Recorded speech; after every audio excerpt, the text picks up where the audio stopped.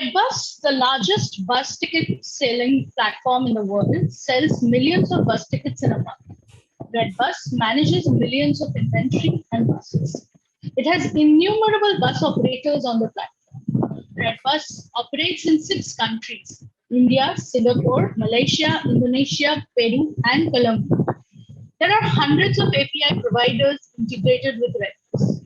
In order to make this process seamless, Redbus has come up with a solution.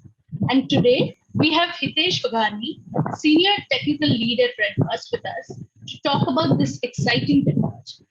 So, Hitesh, please enlighten us about this path-breaking technology. Hello, Anurima. Thank you for having us. So, as you mentioned already, right, we manages the hundreds of API providers.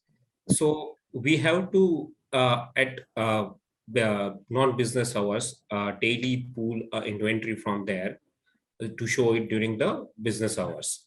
And every API providers gives us a different bandwidth or different time window during which we have to finish the pull.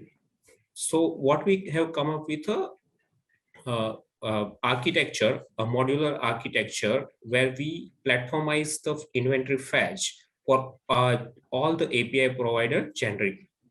So I'll show you the architecture and I can explain in detail. Okay, so we had come up with a 4-module architecture. The fourth one is not mentioned, it's mainly a matrix, a prefetch engine, a processing engine, and a quality of service. So what the prefetch engine does is it basically mine through a historical data, all the sales and inventory available in the past, and assign a priority to each city pair. In this case, a route like Bangalore Chennai is one route.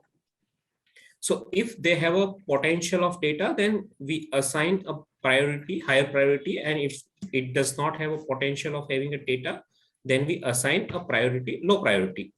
We use a binary priority because we already know that either the route will have a data or it will not have a data. So to keep it simple, we use the binary priority.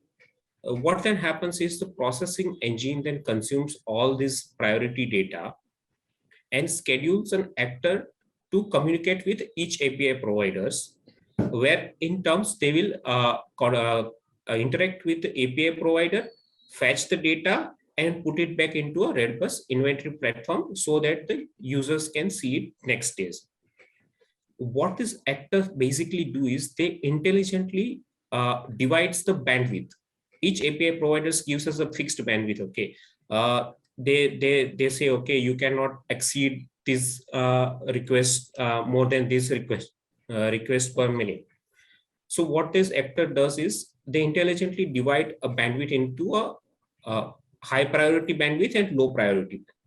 What they in terms does is take a precedence and utilize a 80% or 70% bandwidth to fetch or refresh the data of high priority, and the remaining to fetch the data of the low priority.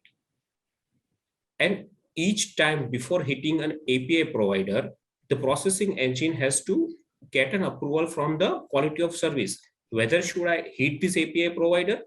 If the API status is fine, then only hit it. And after each API call, the statistics of the each API will be passed to quality of service. And what quality of service will do is it will keep on monitoring and it keep on saying, okay, this API is good, you can hit it. This API is good, you can hit it. It will keep on accumulating all the data of API calls. And if there is any issue, or if quality of service finds that, okay, the latency tolerance or a threshold is going higher and API call is taking time, then it will just say to processing engine, okay, just don't call it. For some time, don't call it. And during that time, the quality of service will also start an actor which will keep on turning, checking, okay, if the API latency or threshold is under tolerance, then resume the fetching. Yeah. Right. This is amazing. And the architecture is obviously a lot in depth. But Hitesh, if you had to explain this with some examples, how will you do that? Like just to make it a little simplified and easy. Okay, yeah. So for let's say some travels is running. This HK Travels is running in 10 cities. Okay, so they usually will not say, okay, which route we operate. They will say, okay, we operate in these 10 cities. You figure out which routes we operate or a city pair we operate. So in a normal case, what you will do, you will take like 10 into 10, 100 city pairs. And if you have to fetch data of 20 days, then you'll have to call a 2000 API. And 2000 API will take time, right? So what this architecture does is the prefetch engine will mark the priority. Okay, from 100 routes, it will say, okay, this 20 routes has a potential of data, or it had a data in the past, or we were able to sell something on the past for these 20 routes. So now that 20 becomes our priority and remaining 80 becomes a low priority. So what in turns the processing engine will do is it will utilize 70 to 80% bandwidth to refresh the 20 routes for a 20 days. If let's say, for example, we have to refresh for 20 days, then it's 400 call, or remaining 80 routes. It will not do it for 80 days. It will only try to check, okay, whether we have any data for next 2 or 3 days. If we have a data, then process further. Otherwise, do not process it. So that in turns will 80 into 2 will be like 160. So 400 into 400 plus 160, like we'll come up with 560. From 260, we will now reduce it to 560 calls. Also, during all the processing engine fetch API provider call hits, right? The quality of service module will also be active. So at any point of time, if API or providers goes down or their system crashes, we will halt the operation and then resume as soon as the API comes back. So that way, what we will be able to achieve is we'll be able to run the platform smoothly, because most of the business, most of the fetch happens during the night time, right? It's 0 dark 30 kind of things. So we can't be there every night. So that's why we choose this scalable platform. So yes, you mentioned certain ways in which this is going to help Redbus, but just going into that futuristic vision lastly, if you can tell us, how you see this architecture helping Redbus in the long run.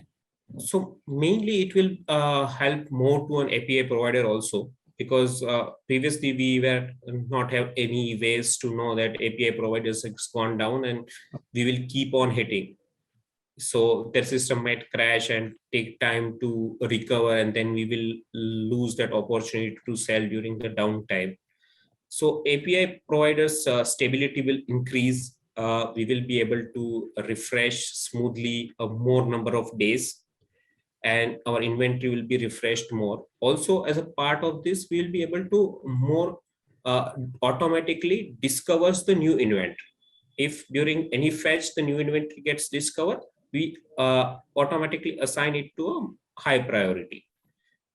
So that way it will also increase our inventory freshness. I think this is great. All the best, Hitesh, for more such innovations to come in the time. So hopefully we'll meet again to discuss such interesting innovations from Redbus. Thank you for joining me. Okay, sure. Thank you, Anurima. Thanks for your time.